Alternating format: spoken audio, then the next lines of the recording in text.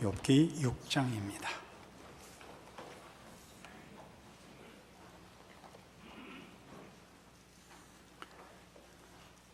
오늘 본문은 욥기 6장과 7장 두 장인데 지난번에도 그리했듯이 쓰여진 본문의 뜻을 이해하는 것을 먼저 하겠습니다. 욥이 대답하여 이르되 나의 괴로움을 달아보며 나의 파멸을 저울 위에 모두 놓을 수 있다면 바다의 모래보다도 무거울 것이라. 그러므로 나의 말이 경솔하였구나. 전능자의 화살이 내게 박힘에 나의 영이 그 독을 마셨나니 하나님의 두려움이 나를 엄습하여 치는구나. 들나귀가 풀이 있으면 어찌 울겠으며 소가 꼴이 있으면 어찌 울겠느냐. 싱거운 것이 소금 없이 먹히겠느냐? 닭의 알 흰자위가 맛이 있겠느냐? 내 마음이 이런 것을 만지기도 싫어하나니 거리는 음식물같이 여김이니라. 욥기의 본문들은 전부 좀 도움을 받지 않으면 무슨 얘기를 하는지 모르게 왔다 갔다 해 보입니다. 이제 본문을 우선 이해하게 하도록 풀고 그리고 오늘의 중요한 내용을 다룰 작정입니다. 나의 괴로움을 달아보면 나의 파멸을 저울 위에 모두 놓을 수 있다면 얼마나 내가 힘이 든가 하는 소리입니다. 바다의 모래보다도 무거울 것이라. 그러므로 나의 말이 경솔하였구나. 여기서 경솔했다는 것은 자책하는 것이 아니라 너무 힘들어서 비명이 그냥 부지불식간에 튀어나왔구나, 그런 뜻입니다. 전능자의 화살이 내게 박힘에 나의 영이 그 독을 마셨나니 하나님의 두려움이 나를 엄습하여 치는구나 해놓고 왜 들나귀, 그다음에 소, 싱거운 것, 닭의 달걀의 흰자위는 왜 나오느냐 하면 맛에 관한 것입니다. 전능자의 화살이 내게 박혀 나의 영이 그 독을 마셨습니다. 쓴 맛을, 독을 마신 것입니다. 그래서 나귀가 울고 소가 우는 것은 배고파서 울지 그냥 울겠느냐? 내가 왜 비명을 질렀겠느냐? 싱거운 것이 소금 없이 먹히겠느냐? 닭의 알 흰자위가 맛이 있겠느냐? 내가 독을 마셨다. 그래서 비명이 터져 나오는 것이다, 그겁니다. 3장 20절에 가시면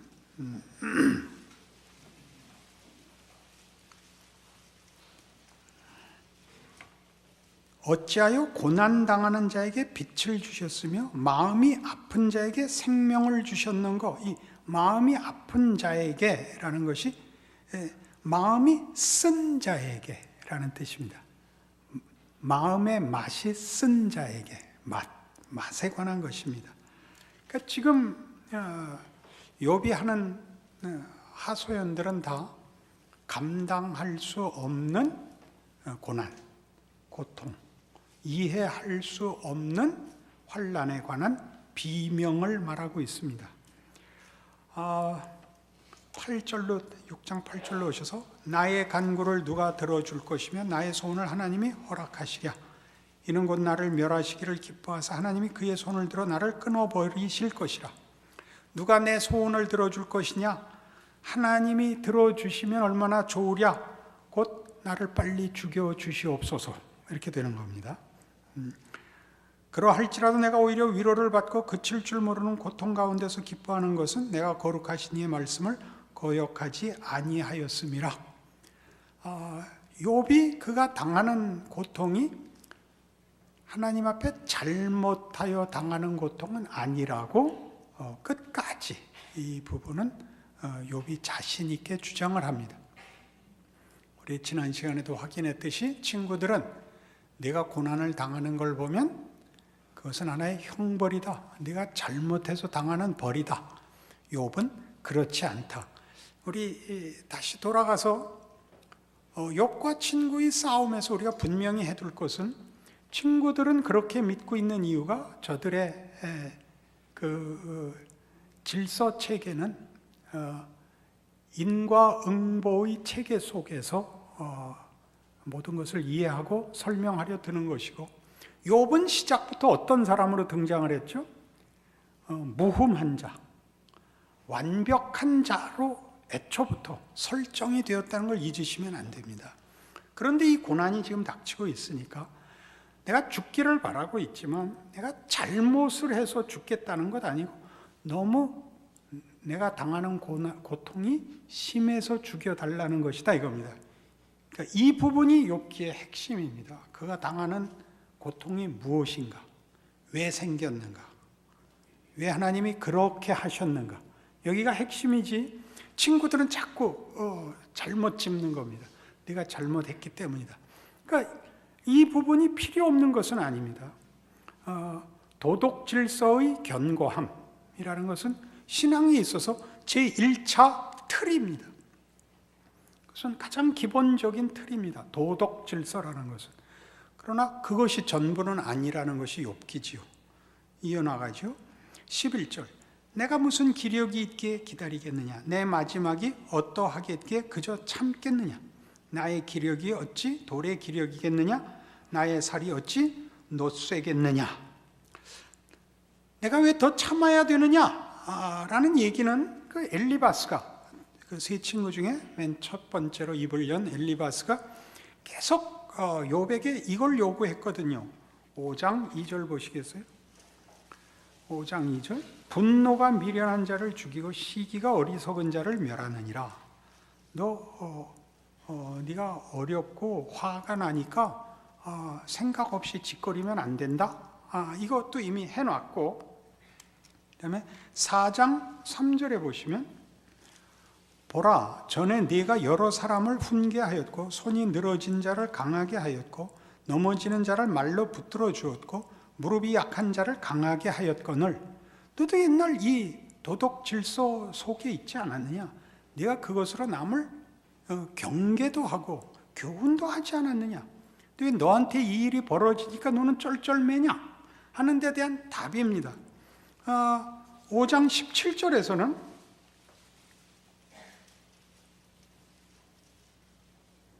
볼지어다 하나님께 징계받는 자에게는 복이 있나니 그런즉 너는 전능자의 징계를 업신여기지 말지니라.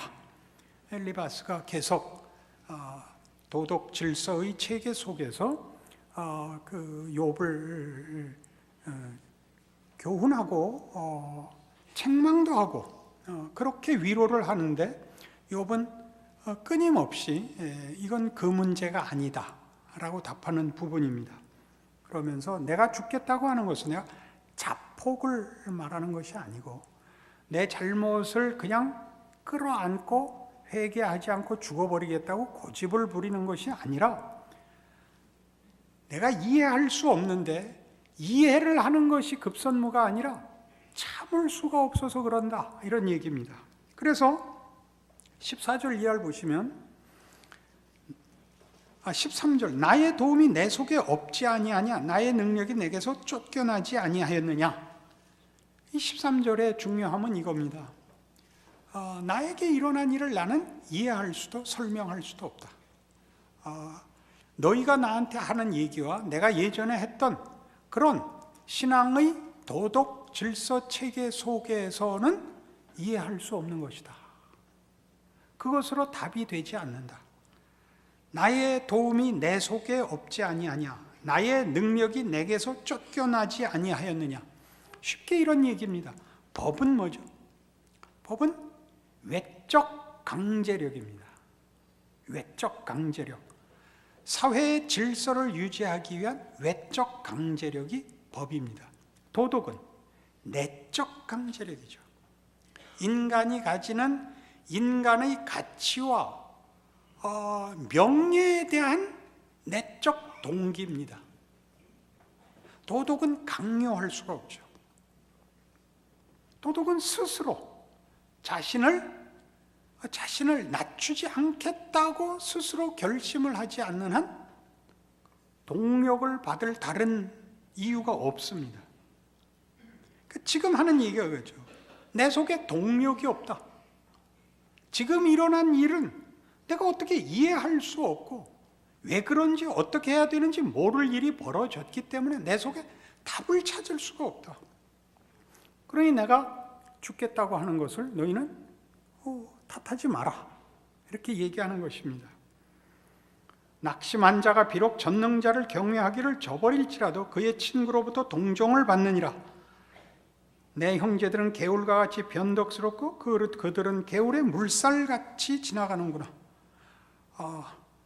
지나가누나 얼음이 녹으면 물이 검어지며 눈이 그 속에 감추어질지라도 따뜻하면 마르고 더우면 그 자리에서 아주 없어지나니 대상들은 그들의 길을 벗어나서 삭막한 들에 들어가 멸망하느니라. 대마의 떼들이 그것을 바라보고 스바의 행인들도 그것을 사모하다가 거기 와서는 바라던 것을 부끄러워하고 낙심하느니라. 이거 어디로 갔는지 모를 얘기가 튀어나왔죠. 물은 마르더라.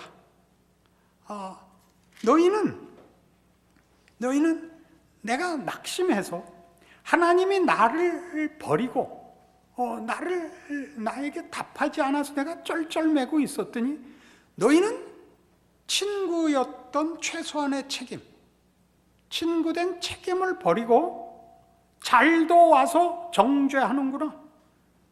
말라버린 물 같구나. 얼음이 녹아서 말라버린 것 같고 그 자리도 없어져서 그 대상들, 사막의 길을 가는 그 큰 장사하는 자들이 사막을 가면서 물을 찾지요. 물을 찾아 헤매다가 못 찾아서 죽어가는 것 같고, 대마의 떼들이 그것을 바라보고 스바의 행인들도 그것을 사모하다가 대마의 떼들이, 대마는 지명인데 또 아마 그 위에 있는 대상들인 것 같고, 스바의 행인들도 그런 다들 사막을 여행하는 사람들을 가르칩니다. 물 찾아 헤매다가 여기는 물이 있는가 보다 하고 거기 와서는 바라던 것을 부끄러워하고 낙심하느니라. 찾다가 못 찾아서 그 물 찾아 헤매다 못 찾으면 죽는 거지요. 너희는 꼭 그 꼴이구나. 그 친구들을 지금 나무라는 장면입니다. 그 뒤에 구절을 보시면 분명해집니다. 이제 너희는 아무것도 아니로구나. 너희가 두려운 일을 본즉 겁내는구나. 내가 언제 너희에게 무엇을 달라고 말했더냐? 나를 위하여 너희 재물을 선물로 달라고 하더냐? 내가 언제 말하기를 원수의 손에서 나를 구원하라 하더냐? 폭군의 손에서 나를 구원하라 하더냐? 너희는 어쩌면 그러냐? 내가 만일 하나님한테 미움을 받아서 쫓겨났다고 하자. 그럼 이제 희망이 없는 사람 아니냐? 그럼 니들이 나를 동정해야지. 왜? 말이 돼요, 안 돼요? 여러분, 예수 믿으면서 제가 보는 가슴 아픈 일 중에 하나입니다. 우린 예수 믿었고 저 사람들은 안 믿고 있습니다. 불쌍하죠. 가서 욕할 필요 없고 정죄할 필요 없죠. 근데 우리가 예수 믿은 것을 적극적으로 확인하고 자랑할 게 없으니까 부정적으로 확인을 하기 시작을 했어요. 예수 안 믿는 자를 욕하는 것으로 확인하고 신앙생활을 잘 못하는 사람을 꾸짖어서 자기를 확인하기 시작을 했다고요. 그러니까 교회가 재미가 없죠. 욥의 말이 정확히 그렇잖아요. 내가 하나님한테서 쫓겨났다고 하자. 그럼 난 끝장 아니냐? 그런데 뭘 와서 또 난리를 치냐? 이미 끝장났는데. 굉장한 반어법이죠. 안 그래요? 예수를 믿으면 왜 이렇게 넉넉하지 않지요? 왜 이렇게 사납고 그렇게 못 살게 굴지요? 욥의 친구의 말들이 틀린 거 없지만 맞지도 않지요? 욥이 당하는 억울함을 기억하셔야 돼요. 그래서 신앙생활을 하면 욥의 이 말에 대해서 자신을 돌아봐야 돼요. 나의 신앙은 무엇으로 내용하고 있고 스스로 확인하고 있는가? 내 신앙의 동력, 내 안의 공감, 자랑이 무엇인가 확인을 해야 돼요. 내게 가르쳐서 나의 허물된 것을 깨닫게 하라. 내가 잠잠하리라. 옳은 말이 어찌 그리 고통스러운고 너희의 책망은 무엇을 책망함이냐. 너희가 남의 말을 꾸짖을 생각을 하나 실망한 자의 말은 바람에 날아가느니라. 너희는 고아를 제비 뽑으며 너희 친구를 팔아넘기는구나. 이제 원하건대 너희는 내게로 얼굴을 돌리라. 내가 너희를 대면하여 결코 거짓말하지 아니하리라. 너희는 돌이켜 행악자가 되지 말라. 아직도 나의 의가 건재하니 돌아오라. 내 혀에 어찌 불의한 것이 있으랴. 내 미각이 어찌 속임을 분간하지 못하랴. 야, 내가 비명 지르는데 와서 왜 그러냐. 나 좀 봐다오. 내가 비명을 지르고 내가 절규를 하는데 와서 말이 어법이 맞느니 문법이 맞느니 맞춤법이 맞느니 할 필요가 뭐가 있냐. 게다가 내가 틀리지 않았다. 너희가 틀렸다. 너희가 꼬집는 것 나 거기서 틀리지 않았다. 도덕 질서에서 내가 벗어나지 않았다. 그것으로 인하여 하나님 앞에 이 형벌 받는 것 아니다. 이 고통이 왜 왔는지, 무엇 때문인지, 뭘 하시려고 그러는지 사실 나도 모른다. 그러나 너희보다는 내가 더 많이 안다. 그렇게 얘기하는 겁니다. 잘못하다가 기본 틀만 깨놓고 고급한 틀로는 못 가면 큰일이에요. 그렇게 하기 없게 해요. 도덕 질서라는 분명한 제1차 틀이 있어요. 그러나 더 나가야 되는 거예요. 그래서 이제 7장. 이 땅에 사는 인생에게 힘든 노동이 있지 아니하겠느냐. 그의 날이 품꾼의 날과 같지 아니하겠느냐. 종은 저녁 그늘을 몹시 바라고 품꾼은 그의 싹을 기다리나니 이와 같이 내가 여러 달째 고통을 받으니 고달픈 밤이 내게 작정되었구나. 내가 누울 때면 말하기를 언제나 일어날까 언제나 밤이 갈까 하며 새벽까지 이리 뒤척 저리 뒤척 하는구나. 내 살에는 구더기와 흙덩이가 의복처럼 입혀졌고 내 피부는 굳어졌다가 터지는구나. 나의 날은 배틀의 북보다 빠르니 희망 없이 보내는구나. 내 생명이 한낮 바람 같음을 생각하옵소서. 나의 눈이 다시는 행복을 보지 못하리이다. 나를 본 자의 눈이 다시는 나를 보지 못할 것이고 주의 눈이 나를 향하실지라도 내가 잊지 아니하리이다. 구름이 사라져 없어짐같이 서울로 내려가는 자는 다시 올라오지 못할 것이오니 그는 다시 자기 집으로 돌아가지 못하겠고 자기 처소도 다시 그를 알지 못하리이다. 지금 욥은 친구들의 실문에 답하다가 이제 돌아섭니다. 저들에겐 답이 없기 때문입니다. 하나님께 돌아섭니다. 하나님께 이렇게 얘기합니다. 하나님, 인생은 고달픕니다. 하나님, 인생은 고달픕니다. 하나님 이렇게 고달프게 하셨습니다. 전쟁 때와 같고 품꾼이 일하는 것 같은 것이 인생입니다. 빨리 끝나는 것밖에 바랄 것이 없는 것이 인생입니다. 라고 이제 하나님 앞에 하소연하기 시작합니다. 그러니 빨리 이 고통을 끝내주십시오. 끝장을 보여주십시오. 11절 그런즉 내가 내 입을 금하지 아니하고 내 영혼의 아픔 때문에 말하며 내 마음의 괴로움 때문에 불평하리이다. 우리 아까 나왔던 거예요. 6장 처음에 2절에 나의 괴로움을 달아보며 나의 파멸을 저울 위에 모두 놓을 수 있다면 바다의 모래보다도 무거울 것이라. 그러므로 나의 말이 경솔하였구나. 지금 7장 11절 그런즉 내가 내 입을 금하지 아니하고 내 영혼의 아픔 때문에 말하며 내 마음의 괴로움 때문에 불평하리이다. 경솔히 말하고 불평하는 것 다 너무 힘들어서 입을 닫고 있을 수가 없습니다. 그러는 겁니다. 여러분 지금 무슨 내용이 어디까지 진전된 것이 아닙니다. 알 수 없는데 하나님이 이 고통을 너무 심하게 욥에게 누르셔서 입 다물고 참을 수가 없습니다. 중요한 겁니다. 그가 참을 수 있었으면 결단코 그의 첫 번째 틀을 깨고 두 번째로 진입하지 못했을 것입니다. 괴로운 일입니다. 그러나 복된 일이고 욥기의 가치입니다.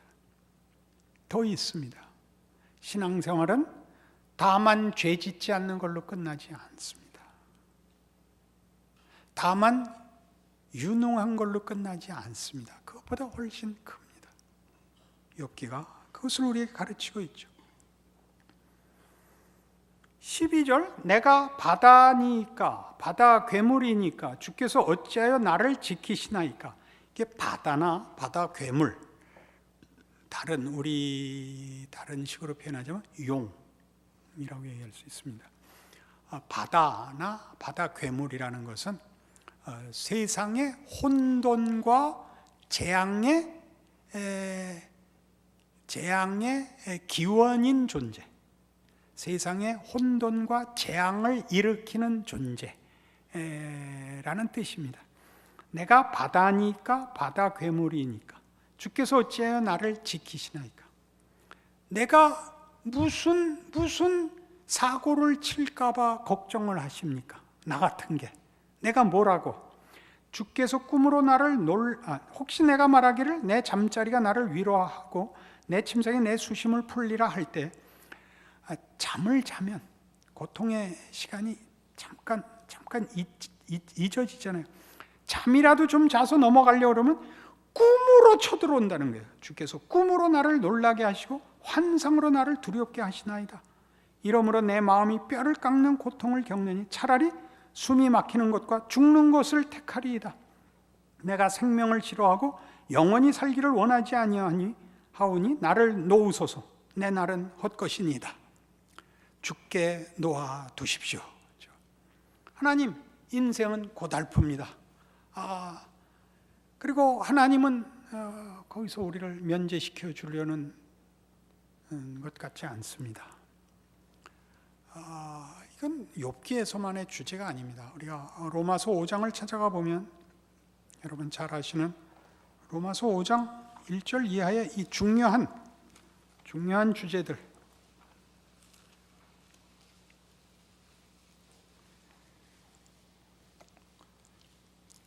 로마서 5장 1절, 그러므로 우리가 믿음으로 의롭다 하심을 받았으니 우리 주 예수 그리스도로 말미암아 하나님과 화평을 누리자.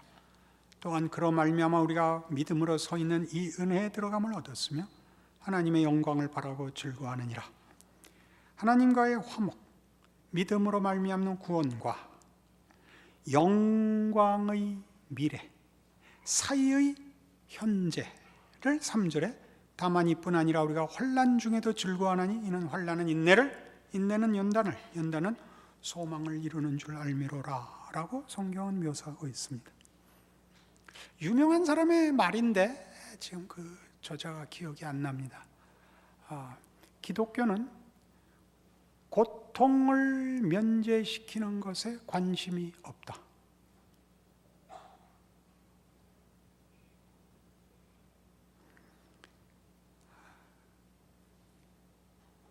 예수 그리스도의 죽으심을 논할 때 5장 8절에 우리가 아직 죄인 되었을 때 그리스도께서 우리를 위하여 죽으심으로 하나님께서 우리에 대한 자기의 사랑을 확증하셨느니라. 그렇죠? 그래서 우리는 이 사랑을 근거로 하여 현실적 보상을 성급히 기대합니다. 우리가 아직 죄인 되었을 때 그 아들을 우리를 위하여 보내시고 죽이실 수 있다면 현실의 어떤 문제에 대해서도 로마서 8장에 나오는 것 같이 그 아들을 주시니가 어찌 그 아들과 함께 모든 것을 은사로 주지 아니하시겠느냐, 따라 나오게 되어 있죠. 그러나 9절 보시면 그러면 이제 우리가 그의 피로 말미암아 의롭다 하심을 받았으니 더욱 그로 말미암아 진노하심에서 구원을 받을 것이니 곧 우리가 원수 되었을 때 그의 아들의 죽으심으로 말미암아 하나님과 화목하게 되었은즉 화목하게 된 자로서는 더욱 그의 살아나심으로 말미암아 구원을 받을 것이니라. 그뿐 아니라 이제 우리로 화목하게 하신 우리 주 예수 그리스도로 말미암아 하나님 안에서 또한 즐거워하느니라. 이것이 왜 필요하죠? 이 환난을 예수의 죽음으로 시작한 구원과 영광된 약속의 사이를 우리를 승리케 하기 위하여 부활하사 하늘 보좌 우편에 앉으신 살아나신 예수 그리스도의 개입으로 이기느니라 라고 말을 해야 될 만큼 신앙의 현실은 어렵다는 얘기입니다.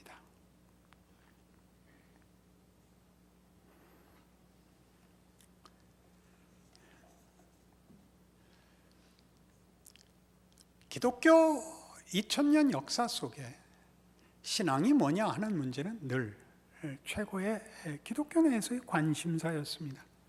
가장 크게 강조된 것은 어느 때나 내세적인 것입니다. 죽어 천국을 가자, 영생을 얻자. 근데 지금은 뭐 하는 거냐? 우리 잘 아는 대로 전도하자, 믿음을 지키자. 그래서 전도하자는 이제 부흥 시대에 나온 것이고, 믿음 지켜 죄 짓지 말고 잘 버티다가 빨리 죽자여서 이런 유명한 얘기가 있습니다. 19세기 미국의 부흥운동 때 이제 그 천막을 쳐놓고 전도 집회를 하는 겁니다. 교회 갖고 모자라서 천막을 크게 치고 사람들 오기 좋은 데다 천막을 치는데, 그때 뭐 아스팔트 만들기 전이라서 이 땅이 질퍽질퍽하는 겁니다. 비라도 오면 마른 날은 먼지가 풀풀 나고. 그러니까 이 천막 안에 쭉 이렇게 의자들을 놓고 가운데에 톱밥을 뿌려놓는 거예요. 질척거리지 말라고. 그러면 이제 부흥사가 설교를 다 하고 그 예수를 영접하는 사람 앞으로 나오라고, 미국식 영접입니다. 그럼 그 톱밥길을 걸어 나간다 그래요. 톱밥 뿌리는 가운데 길을 걸어 나가서 영접하고 회개하고, 그리고 돌아 나가서 추록에 치여 죽는 게 최고의 복이래요.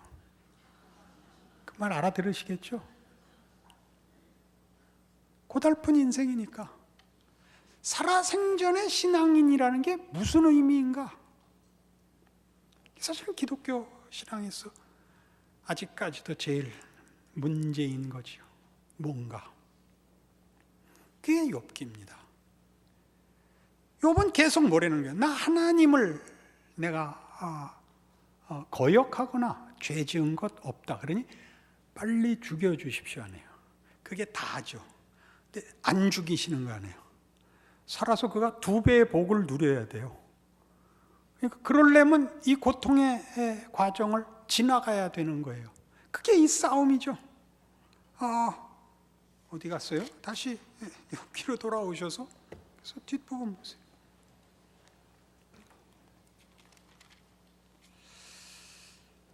(7장 16절) 이러므로 내 마음이 뼈를 깎는 고통을 겪느니 차라리 숨이 막히는 것과 죽는 것을 택하리이다. 내가 생명을 싫어하고 영원히 살기를 원하지 아니하오니 나를 놓으소서. 내 날은 헛것이니이다. 그러면서 그가 죽어야 되는 이유에 이런 희한한 토를 붙여요.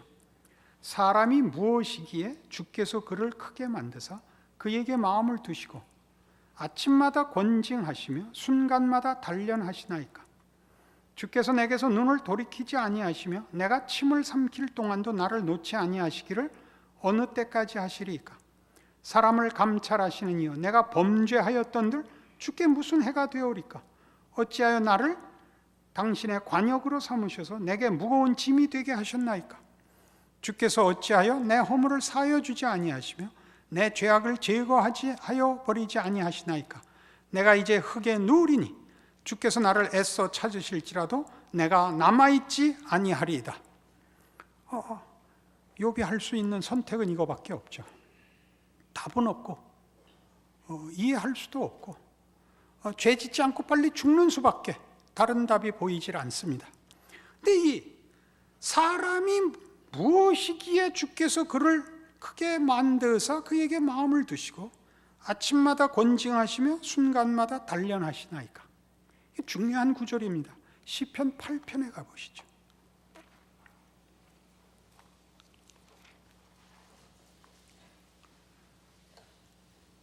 시편 8편 놀라운 찬송시입니다. 여호와 우리 주여, 주의 이름이 온 땅에 어찌 그리 아름다운지요. 주의 영광이 하늘을 덮었나이다. 주의 대적으로 말미암아 어린아이들과 젖먹이들의 입으로 권능을 세우시며 이는 원수들과 보복자들을 잠잠하게 하려 하심이니이다. 주의 손가락으로 만드신 주의 하늘과 주께서 베풀어 두신 달과 별들을 내가 보으니 사람이 무엇이기에 주께서 그를 생각하시며 인자가 무엇이기에 주께서 그를 돌보시나이까. 이 말을 반어법적으로 쓰고 있습니다. 그를 하나님보다 조금 못하게 하시고 영화와 존귀로 관을 씌우셨나이다. 주의 손으로 만드신 것을 다스리게 하시고 만물을 그의 발 아래 두셨으니 곧 모든 소와 양과 들짐승이며 공중의 새와 바다의 물고기와 바닷길에 다니는 것이니이다. 여호와 우리 주여, 주의 이름이 온 땅에 어찌 그리 아름다운지. 여기서는 인간의 존귀와 영광을 하나님께 찬송합니다. 하나님이 인간을 얼마나 높게 귀하게 만드셨는가를 감탄하고 있습니다. 동일한 구절을 욥기 지금 우리 보는 7장에서는 사람이 무엇이기에 주께서 그를 크게 만드사 그에게 마음을 두시고 아침마다 권징하시며 순간마다 단련하시나이까. 사람을 감찰하시는 이여, 내가 범죄하였던들 주께 무슨 해가 되오리까? 어찌 나를 당신의 관역으로 삼으셔서 내게 무거운 짐이 되게 하셨나이까? 이게 둘이 묶여 있는 것입니다. 이것이 짐이 되는 때가 있죠. 쉽게 살게 해주십시오. 해 끼치지 않고 손가락질 받지 않고 착하고 명예롭게 살다가 죽어 하나님 나라에서 영원한 복락을 누리게 하옵소서. 그렇게는 못한다. 욥기입니다. 그 정도로 내가 너희를 만들지 않았다. 그 내용이 우리의 것이 되기까지는 우리가 도덕적 질서 체계에서는 공감했던 것, 인간은 짐승과 다르다, 이 정도는 돼야 된다를 공감했다면, 이제 욥기를 따라가면서 우리는 그 이상의 하나님, 사람이 무엇이기에 하나님이 이런 존귀로 관을 씌우셨습니까? 라는 공감과 항복을 받아내기 위한 하나님의 인도하심에 동참해야 되는 것입니다.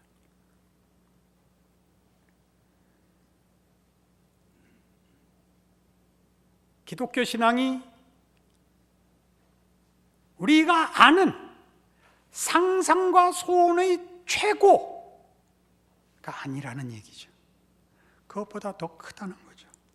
하나님이 원하시는 신적 기뻐하시는 자리, 거기를 가려면 우리는 어쨌든 환골탈퇴를 해야 되는 것입니다. 그래서 우리의 구원은 말로 되는 것이 아니요, 법칙으로 되는 것이 아니요, 성자 하나님께서 와서 죽으셔야 했던 그런 방법으로 이루어지고 있는 것입니다. 예수를 믿는다는 말이 하나님께 어떤 고통이며 극심한 희생과 헌신이었는가를 놓치면 우리의 기독교는 다만 도덕성이 되며 다만 잘잘못이 되며 다만 자랑과 성공에 불과해집니다. 그것보다 큽니다. 이 길을 가는 데는 환희에 차서 웃으며 기쁨으로 갈 수는 도저히 없다고 생각합니다. 울며 비명을 지르며 공포에 떠는 두려움과 간청과 비명으로 얼룩질 수 있습니다. 그것은 십자가상에서 정확히 예수님께서 하신 그대로 나의 하나님 어찌하여 나를 버리시나이까와 연결되어 있지 않습니까? 하나님께도 쉽지 않았던 일인데 어떻게 우리는 쉬워야 된다고 욕심을 낼 수 있습니까? 그렇게 간단한 것은 아니라는 얘기죠.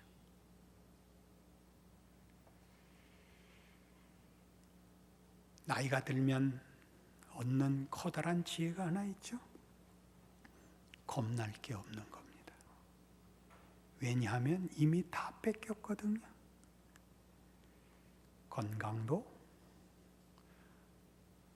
영화도, 어떤 성공도, 능력도 다 지나가고 죽음 앞에 서면 인생이 짧다는 것과 인간이 별것 아니라는 것을 알게 됩니다. 내일 아침 눈을 뜨면 아마 천국일지 모릅니다. 그러니 오늘 내가 겁낼 것이 없습니다. 이걸 치열하게 각오하고 힘을 다하여 가는 것이 아니라 하나님이 그리 하십니다. 주께서 겟세마네 동산에서 하신 기도를 기억하십시오. 아버지여 할 만하시거든 이 잔을 내게서 비켜 주시옵소서. 욥의 기도와 하나도 다를 것이 없습니다. 그리고 우리 모두의 신앙의 현실이 그러합니다. 하나님이 외면하셔서가 아니라 우리 기도에 응답을 안 하셔서가 아니라 값싼 구원으로 그치지 않기로 하신 덕분에 고단한 인생을 살 수밖에 없고 그것이 우리에게 명예요 자랑이라는 것을 감격하는 날이 올 것이라고 예수의 부활로 증언하고 있습니다.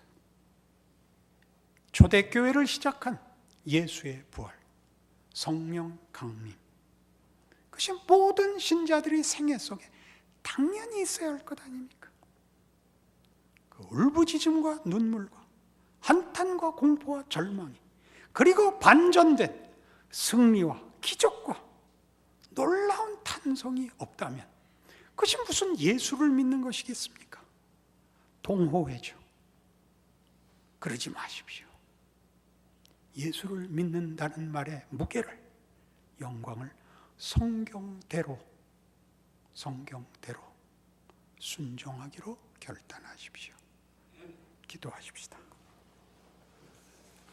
하나님 아버지 은혜를 감사합니다. 하나님이 우리를 우리의 소원대로 놓아두지 아니하시고 하나님의 크신 뜻과 광대하심과 지극하심으로 인도하신다는 사실에 감사드립니다. 우리의 잠시 받는 고통에 경한 것이 영원한 영광에 중한 것을 이루는 줄 아는 믿음으로 예수 그리스도께서 앞서가신 하나님의 기쁘신 뜻과 영광의 약속을 기억하고 우리의 생애를 우리가 고백하는 신앙의 고백대로 지켜내도록 힘주시옵소서. 앞서간 믿음의 선조들의 족적을 기억하게 하옵소서. 많은 눈물과 기도와 인내와 기다림과 은혜를 구해야 한다는 것 기억하고 하나님의 일하심에 항복하게 하옵소서. 예수님 이름으로 기도합니다. 아멘.